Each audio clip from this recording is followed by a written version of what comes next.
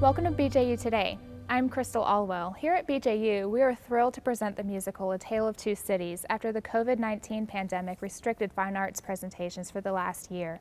We have 6 guest artists who will be performing, including Christopher Johnstone, who will be playing Charles Darnay, and Glenn Seven Allen, who will be playing Sydney Carton. I'll be interviewing them both today, and I'm excited to hear what they have to say. So Christopher, how does it feel to be performing again after a year of little to no performing at all? You know, it feels like reuniting with a really good close friend or family member that you haven't seen for a while. That's what it feels like. Can you describe just walking on stage for the first time?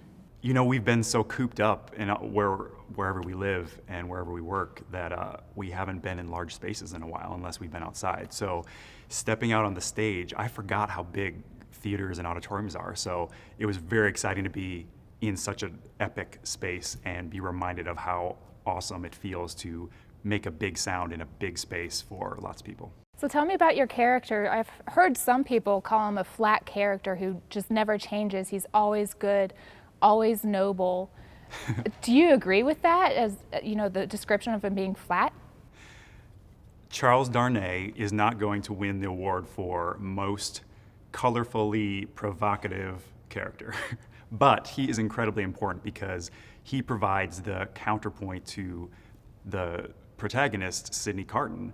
We need to see what Sydney is trying to achieve, you know? So I like to think that Charles is carrying the torch for integrity and being a gentleman and doing the right thing. And even if that means that we can figure out what he might do because he always does the right thing, it is important to see that contrast so we understand what this other man is really fighting for. Okay, so how do you play a character like that then, who doesn't really change? That's a great question. I think the most important thing is to really dig into the humanity of the character. How do we see ourselves in that character? So for me, my job is finding those moments where he isn't someone who's always doing the right thing or the perfect person, because in a story, a perfectionist, it's boring, you know? So for instance, even though he's a very confident, well-educated, tall male in the story, for some reason, he just cannot figure out how to propose to his beautiful, you know, eventually wife, Lucy. He just really struggles with the fear of being rejected. And I think that's something we can all, you know, grasp onto. You're acting and performing alongside student performers. What value do you think these students get from the mentorship and performing alongside professional performers? You know, when we go to college or university and we graduate, there's no way, no matter what field you're in, you're going to know everything you need to know to be a success at that job or in that career. When I left university and had my first few jobs, I learned more in some of those first jobs than I did at school because it's on-the-job training, you know? So I'm extremely proud of BJU for figuring out a model where they can bring another piece to the puzzle, you know, direct professionals in to basically give them the answers to the test. So I think it's brilliant that the students get to have that insider knowledge and fill in a few of the pieces to the puzzle. Yeah, I mean, as far as I know, we're one of the few universities who does this. Yes, and I think it's so cool. And you know, it's a circle too. You have professors that have a couple decades under their belt that know certain things that maybe the professionals don't know, and then you have these young students. So it's nice to fill the gap and kind of create a circle of sharing and figuring out like, well, what are we doing here, and how do we figure out the most strategic, awesome way to do it? Yeah. What advice do you have for the students who want to kind of follow in your footsteps and be where you are someday? Well, that's a great question. I had a professor once in undergrad who said, you know, when I think about all the students that I've worked with and throughout the years, he said it wasn't the most talented students that made it in the business, it was the hardest working students. And I've always remembered that, and I think it's quite true. So I would say, because talent develops, you know, but you do have to be someone that knows how to work hard because it's a lot of hard work. And I think you have to be a nice person because ultimately you'll be in power someday to hire who you want to hire, and you're going to want to hire your friends because you're going to want to work with people that you like. So I think you have to be a hard worker and you have to be a nice person.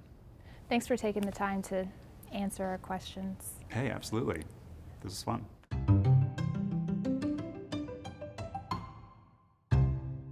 Welcome, Glenn. We're glad you're here as part of the cast of A Tale of Two Cities. And you're playing Sydney Carton, but how does it feel to be on a stage again after little to no performing in the last year? It feels amazing. It was about a year ago that I was doing a full production of La Boheme in Edmonton, Alberta, Canada. And because of the size of the house and because of what little we knew about COVID, we were actually, as far as I know, the last full stage production that was going on in the continent of North America. And then a day later, I got on a plane to New York City, and then suddenly I was living in a pandemic. And 2 weeks later, unfortunately, I caught coronavirus. So my life changed very dramatically in a very short period of time. I've had the opportunity to perform more than most in 2020 due to some really smart producing and programming as far as social distancing is concerned. But yes, this is definitely my first full production back, and I just feel like a fish in water. I feel like I'm home again. So I'm really grateful to be here. So tell me a little bit about your character. Sydney Carton, he's a pretty conflicted guy. Tell me about him.